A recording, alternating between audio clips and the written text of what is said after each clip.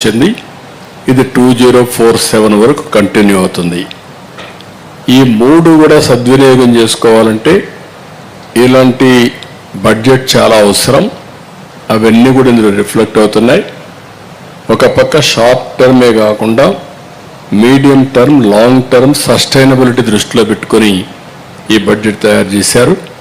దీనికి మనస్ఫూర్తిగా అభినందిస్తున్నాను. ఎప్పుడైతే వెల్త్ క్రియేట్ చేస్తామో వెల్త్ క్రియేషన్ వల్ల ఆటోమేటిక్గా లివింగ్ స్టాండర్డ్స్ పెరుగుతాయి. అందుకే ఈ బడ్జెట్లో మనం చూస్తే మెరుగైన లివబుల్ కండిషన్స్ రావడానికి, ఈజ్ ఆఫ్ లివింగ్ కోసరం ఇది దోహదం చేసే విధంగా వచ్చింది. అన్ని ప్రాంతాలు లేకపోతే అందరు ప్రజలు కూడా అభివృద్ధి చేయడం కోసం దోహదం చేసే బడ్జెట్ ఈ బడ్జెట్. ఇంకొక పక్కన మన రాష్ట్రానికి వస్తే ఇప్పుడు తీసుకున్న నిర్ణయాల వల్ల 3 హై స్పీడ్ రైల్ కారిడార్స్ వస్తున్నాయి. ఒకటి హైదరాబాద్, బెంగళూరు, అనంతపూర్, కర్నూలు కవర్ అవుతుంది. ఒక పక్కన హైదరాబాద్, చెన్నై. హైదరాబాద్, చెన్నై వచ్చినప్పుడు అమరావతి, తిరుపతి, చెన్నైకి వెళ్తుంది. ఈ రెండు వచ్చినప్పుడు ఒక పక్క అవన్నీ వచ్చినప్పుడు ఇంకొక పక్క అప్ టు తిరుపతి వరకు కవర్ అవుతుంది. మూడోది బెంగళూరు, చెన్నై. అది కూడా యాజ్ ఆన్ టుడే నేరుగా పలమనేరు, చిత్తూరు. రాబోయే రోజుల్లో we're requesting them connect to Tirupati, then it will go to Chennai. కానీ ఏ విధంగా కనెక్ట్ చేస్తారో చూడాలి. అది కూడా ఒక పక్క. అంటే 3 కారిడార్లు కూడా ఆంధ్రప్రదేశ్ని ఎక్కువగా కవర్ చేసే పరిస్థితి వస్తుంది. దీనివల్ల ఫాస్ట్ ట్రైన్స్ వస్తే ఈ 4 సిటీస్ 5 కోట్ల జనాభా, అమరావతి, హైదరాబాద్, బెంగళూరు, చెన్నై, ఇది ప్రపంచంలో ఎక్కడా లేనటువంటి ఒక డైనమిక్ జోన్గా తయారవుతుంది. ఎక్కడికి పోవాలన్నా ఈజీ అవుతుంది. అది కూడా దోహదం చేస్తుంది. ఇంకొక పక్క రాబోయే రోజుల్లో డెడికేటెడ్ రేర్ ఎర్త్ కారిడార్, ఇది ఆంధ్రప్రదేశ్ కూడా ఇంక్లూడ్ చేశారు. ఇప్పుడు ఏదైతే రేర్ ఎర్త్ ఉందో ఇవన్నీ కూడా రేపు రాబోయే రోజుల్లో మన దగ్గర బీచ్ శాండ్ ఉంది, ఇంకా వేరియస్ మినరల్స్ ఉన్నాయి. ఇవన్నీ ఉపయోగించుకొని అనేకమైనటువంటి డిఫెన్స్కి కావాల్సినవి కానీ, అటామిక్ ఎనర్జీకి కానీ, ఇంకా అనేక రకాలుగా మన మిగిలినటువంటి సోలార్ ప్యానెల్స్ కానీ, క్రిటికల్ ఎలక్ట్రానిక్స్కి ఇవి దోహదం చేసే పరిస్థితి వస్తుంది. అది కూడా ఒక పెద్ద శుభ పరిణామం. ఇది మన రాష్ట్రానికి కూడా ఉపయోగపడుతుంది. ఇంకొక పక్క ISM 2.0, దీనివల్ల సెమీ కండక్టర్కి పెద్ద దోహదం చేస్తుంది. 40,000 కోట్ల రూపాయలు పెట్టారు. ఇది టెక్నాలజీకి పెద్ద పీట వేసినట్టు అవుతుంది. టెక్నాలజీలో మనం ముందుకు పోతున్నాం. Semi conductor is very crucial. దీనికోసం 2.0 తీసుకొచ్చారు. ఇంకొక పక్కన టెక్స్టైల్ సెక్టర్కి ఊతం ఇచ్చారు.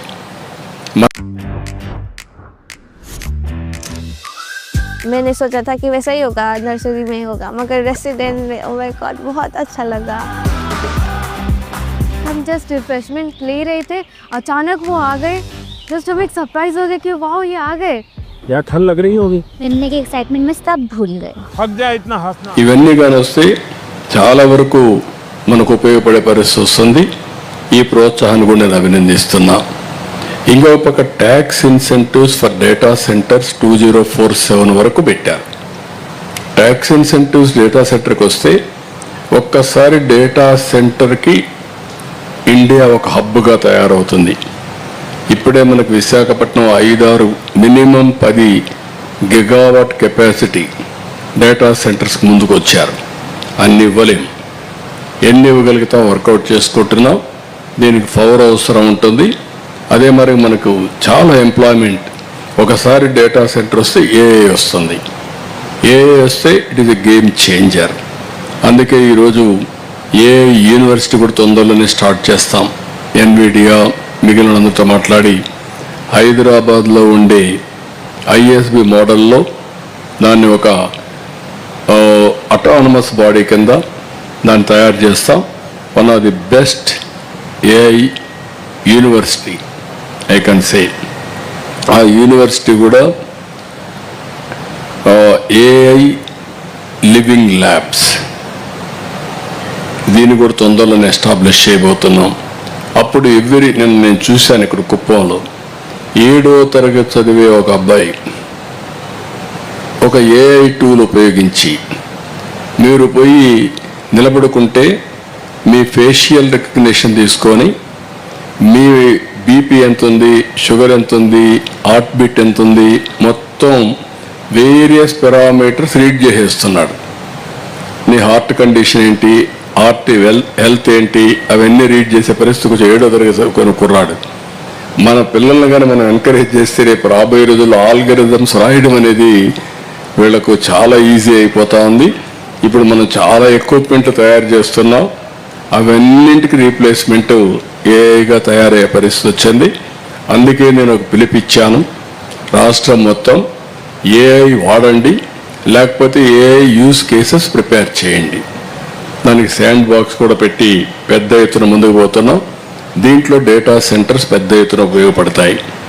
ఇంకొక పక్కన సపోర్ట్ ఫర్ టూరిజం కింద అరకు రీజియన్ ఒక హబ్ను తీసుకొని చేస్తున్నారు, దానికి కూడా స్వాగతం పలుకుతున్నా. రెండోది పులికాట్ లేక్, ఇక్కడ ఫ్లెమింగో ఫెస్టివల్స్ మనం పెడుతున్నాం. One of the most beautiful place. ఈ బర్డ్స్, రేర్ బర్డ్స్ అతిథులుగా వస్తూ ఉంటాయి, మన గెస్ట్లుగా వస్తాయి, కొన్ని రోజుల నుండి మళ్ళీ వెళ్ళిపోతూ ఉంటాయి. ఈ సీజన్లో ఆ ఫ్లెమింగో ఫెస్టివల్ ఉన్నది బ్యూటిఫుల్ ఫెస్టివల్, దాన్ని కూడా మనం ఉపయోగించుకుంటే పెద్ద ఎత్తున ఉపయోగపడుతుంది.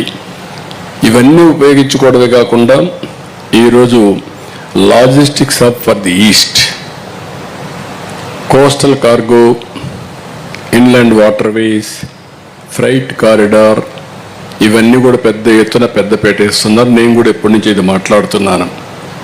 ఏదైతే సీ కోస్ట్ నుంచి ఈస్ట్ వెస్ట్ కారిడార్, మనకుండేది సౌత్ నార్త్ సౌత్ ఉంది. ఇచ్చాపురం నుంచి ప్రారంభిస్తే చెన్నై వరకు, నార్త్ నుంచి సౌత్ వరకు ఒక కారిడార్ వస్తుంది. 1000 కిలోమీటర్ల సీ కోస్ట్ ఉండే కారిడార్. దీనికి నేను ఎన్నోసార్లు చెప్పింది, ఎవ్రీ 50 కిలోమీటర్స్ ఒక పోర్ట్, దగ్గర 20 పోర్ట్లు వస్తాయి, హబ్ అండ్ స్పోక్ మోడల్. అక్కడి నుంచి ఇంటర్లాండ్కి తీసుకెళ్ళాలి. అంటే మనం ఈస్ట్లో ఉన్నాం, దీన్ని వెస్ట్కి తీసుకెళ్ళాలి. వెస్ట్ అనే కొందికి బెంగళూరు, లేకపోతే పైకి ఇంటర్లాండ్కి పోయే కొందికి తెలంగాణ, ఛత్తీస్గఢ్, మధ్యప్రదేశ్, ఒరిస్సా, ఇవన్నీ తీసుకపోతే ఆంధ్రప్రదేశ్ పోర్ట్స్కి అన్నిటికి కూడా ఫ్యూచర్ ఈజ్ ఒక ఈస్ట్ కోస్ట్లో ఒక హబ్గా తయారవుతుంది. దానికి ఊతం ఇచ్చే విధంగా ఈ బడ్జెట్ ఉంది. First time they are talking logistics hub. The is very important. దీన్ని ఎప్పుడో ప్రారంభించాం, అందుకే లాజిస్టిక్స్ డిపార్ట్మెంట్ కూడా పెట్టుకున్నాం. దానికి డబ్బులు కూడా మొబిలైజ్ చేయడానికి ముందుకు పోతున్నాం. రెండోది సిటీ అగ్లామరేషన్స్, గ్రోత్ సెంటర్స్. ఈరోజు 3 సిటీస్ని మనం ఐడెంటిఫై చేసాం. విశాఖపట్నం గ్రోత్ రీజియన్, అదే మరిగా తిరుపతి ఎకనమిక్ రీజియన్, ఇంకొక పక్కన అమరావతి ఎకనమిక్ రీజియన్. ఈ 3 రీజియన్స్ పెట్టుకొని ఆ సిటీస్ అన్నీ కూడా నెక్స్ట్ లెవెల్ ఆఫ్ సిటీస్గా తయారు చేయడానికి health, education, tourism and creativity, ఇవన్నిటికీ పెద్ద పెట్టేశాం. దీనికి ఇది ఒకటి దోహదం చేస్తుంది, city agglomerations and growth centres తయారు చేయడానికి.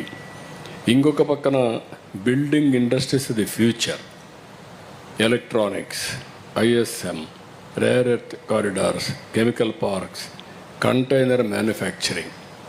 ఏదైతే నేను మాట్లాడుతున్నాను లాజిస్టిక్స్ హబ్స్కి container manufacturing is very important. Containers కానీ ఒకసారి తయారు చేసుకుంటే సోర్స్ ప్లేస్ నుంచి డెస్టినేషన్ వరకు కంటైనర్లు వెళ్ళిపోతాయి. ఇది ఓన్లీ ఎక్స్చేంజ్ ఉంటాయి. ఇప్పుడు అంతా ఒక దగ్గర రావడం, మళ్ళీ కన్సాలిడేట్ కావడం, భారీ ఎత్తున ఇన్ఎఫిషియన్సీ ఉంది. మనం ఇప్పటికే స్పేస్ సిటీ పెట్టాం, డ్రోన్ సిటీ పెట్టాం, ఎలక్ట్రానిక్ సిటీ పెడుతున్నాం, ఏరోస్పేస్ సిటీకి పోతున్నాం. అదే మరిగా కెమికల్ పార్క్ ఇప్పటికే స్టార్ట్ చేశాం. ఇంకొక పక్క container manufacturing, rare earth corridors కూడా తయారు చేస్తున్నాం. ఇవన్నీ పెద్ద ఎత్తున ఉపయోగపడతాయి. ఇంకొక పక్కన developing next gen services hub, deep technology. ఇప్పటికే మీరు చూసి దీనికోసం బయోఫార్మా శక్తికి 10,000 కోట్లు పెట్టారు. రీజనల్ మెడికల్ హబ్స్ ఇంట్రడ్యూస్ చేశారు. ఆయుష్ హబ్స్ ఇంట్రడ్యూస్ చేశారు. నేను కూడా ఎప్పటి నుంచో మాట్లాడేది ఆయుష్, నేచురోపతి, అదే మరిగా మనకు ఇప్పుడు ఉండేటి హెలోపతి, ఇవన్నీ కూడా ఇంటిగ్రేట్ చేయాలి. ఇంటిగ్రేట్ చేసి మనం ముందుకు తీసుకుపోగలిగితే హెల్త్ అనే విషయంలో ఒక రెవల్యూషన్ వస్తుంది. దీనికి ఇప్పటికే స్టార్ట్ చేసాం. యోగా కూడా మనం ఇంటిగ్రేట్ చేయాల్సిన అవసరం ఉంది. అందులో భాగంగానే మీరు అందరూ వస్తే ఇప్పుడు చూస్తారు. We're in advance stage Sanjeevani project. There I will explain you what is Sanjeevani, how you're it. ఈ సంవత్సరంలో అది ఏ విధంగా గేమ్ చేంజర్ అవుతుందో మీకు ఒకసారి ఎక్స్ప్లెయిన్ చేస్తాం. బయో సైన్స్కి ఇది నాంది పలికే పరిస్థితి వస్తుంది. ఒక్కసారి నాలెడ్జ్ ఉంటే ఆ నాలెడ్జ్ని మనం ఉపయోగించుకొని నెక్స్ట్ లెవెల్ ఆఫ్ బయో సైన్స్కి వెళ్ళి పర్సనల్ మెడిసిన్ కూడా వెళ్ళిపోయే పరిస్థితి వస్తుంది. దానికి దోహదం చేస్తాం. ఇంకొక పక్కన ఎంప్లాయ్మెంట్, ఎంఎస్ఎంఈ స్కేలింగ్. నేను చాలా దీంట్లో, ఎందుకంటే ఎవ్రీవేర్ నా ఫస్ట్ పాలసీ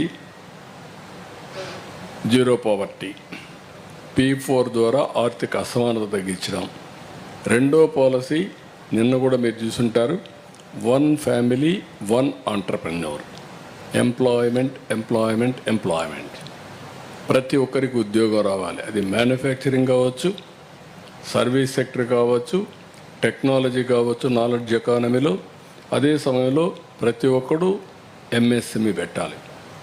ఎంఎస్ఎంఈ అనేది ప్రతి ఒక్క ఫ్యామిలీలో ఉంటే it will help reducing inequalities. దానికి కూడా వర్కౌట్ చేస్తున్నాం. వీళ్ళు దీనికోసం మీ గ్రోత్ ఫండ్ 10,000 కోట్లు పెట్టారు. ట్రెడ్స్ రిఫార్మ్స్, బిల్ డిస్కౌంటింగ్ కోసం ఇది తీసుకొచ్చారు. కార్పొరేట్ మిత్రాన్ని ఒకటి పెట్టి ఎట్లా వీళ్ళు హ్యాండ్ హోల్డింగ్ చేయాలో దానికి దోహదం చేశారు. ఇంకొక పక్కన 75% ఎంఎస్ఎంఈలకి క్రెడిట్ గ్యారంటీ ఇచ్చారు.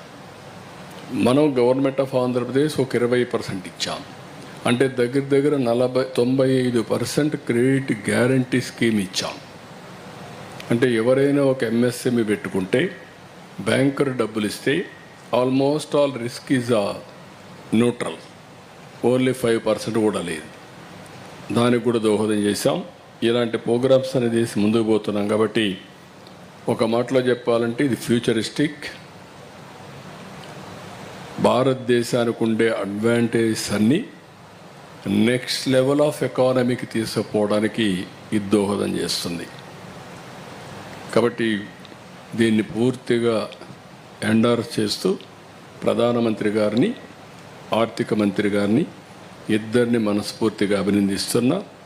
రాబోయే రోజుల్లో ఇలాంటి రిఫార్మ్స్ నెక్స్ట్ లెవెల్కి తీసుకుపోగలిగితే దీంతో సమానంగా స్పీడ్ ఆఫ్ డూయింగ్ బిజినెస్కి ఏమేం కావాలనో, ఎక్కడ హర్డల్స్ ఉన్నాయో ఆ రిఫార్మ్స్ కూడా తీసుకొస్తే ఇప్పటికే చాలా రిఫార్మ్స్ తీసుకొచ్చారు. GST reform is 1, labour reforms are next లెవెల్లో తీసుకొచ్చారు. ఇంకా కొన్ని నాలా కూడా తీసేసాం. ఇలాంటి రిఫార్మ్స్ అన్నీ తీసుకొని నెక్స్ట్ లెవెల్కి పోగలిగితే అప్పుడు రియల్ సెన్స్లో స్పీడ్ ఆఫ్ డూయింగ్ బిజినెస్ జరుగుతుంది.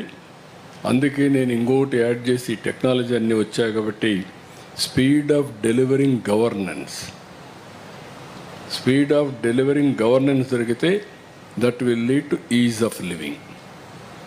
Speed of doing business, speed of delivering governance, it will lead to ease of living. ఇవన్నీ కూడా ఇంట్రడ్యూస్ చేస్తున్నాం. ఇవన్నీ వస్తే నేను ఈరోజు కూడా చూశాను చాలామందిని, ఏదైతే మేము తీసుకున్న technology adoption, all services WhatsApp గవర్నెన్స్లో 800 సర్వీసులు ఆన్లైన్లో ప్రొవైడ్ చేస్తున్నాం. ఇది టేక్ ఆఫ్ అవుతుంది. ఈ 2026లో టెక్నాలజీ టేక్ ఆఫ్ అవుతుంది.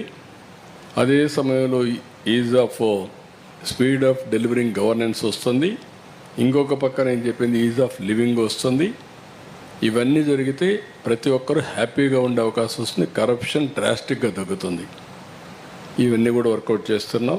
The is a good sign. నేను ఏవైతే అటెంప్ట్ చేశానో దీనికి కొంత వెసులుబాటు ఇచ్చే విధంగా కేంద్ర బడ్జెట్ కూడా ఉంది. దానికి మనస్ఫూర్తిగా అభినందిస్తున్నాం. మనకు ఉండే సమస్యలు ఉన్నాయి, మనకుండే వారసత్వ సమస్యలు వెంటాడుతూ ఉంటాయి. ఏదైతే 1924 జరిగినటువంటి డిస్ట్రక్షన్ మామూలు డిస్ట్రక్షన్ కాదు. మనం ఎంత పరిగెత్తినా లేకుంటే ఎన్ని విధాలుగా ప్రయత్నం చేసినా ఇంకా కొంత సమయం దీనికి మనకు వెంటాడుతుంది. దాన్ని ఓవర్కమ్ కావాలి. మనం కూడా వేరే రాష్ట్రాలతో ధీటుగా ముందుకు పోయే పరిస్థితి రావాలి. దానికి వర్కౌట్ చేసుకుంటాం.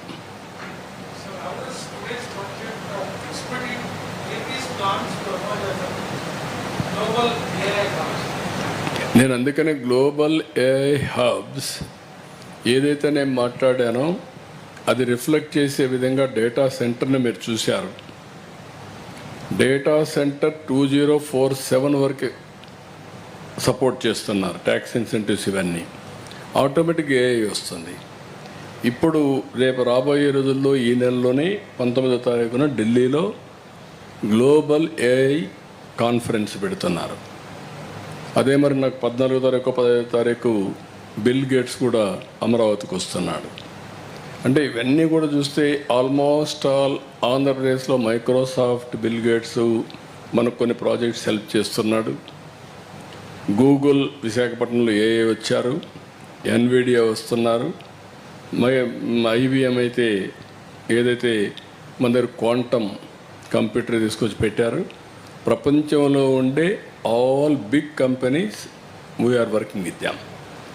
AI, quantum and also data centres, next generation technologies, everything Andhra Pradesh చిరునవాగా ఉంటుంది. సార్, మరోపక్క రేణిగుంటని ప్రత్యేక రైల్వే జోన్గా ఏర్పాటు చేస్తే రాష్ట్రం మరింత అభివృద్ధి చెందే అవకాశం ఉంది. ఇప్పటికే రేణిగుంటలో రైల్వే జోన్ కాదు కానీ అక్కడ కావాల్సినటువంటి ఒక హబ్ కింద దాన్ని డెవలప్ చేయాలి. మనం కూడా డిస్కస్ చేశాం. తిరుపతి, రేణిగుంట మధ్యలో దానికోసం వర్కౌట్ చేస్తాను. కార్గో కూడా పెడితే మరి కార్గో అన్ని తీసుకొచ్చి ఒక డిపో కింద తీసుకొచ్చి దాన్ని డెవలప్ చేయాలి. We're working on that.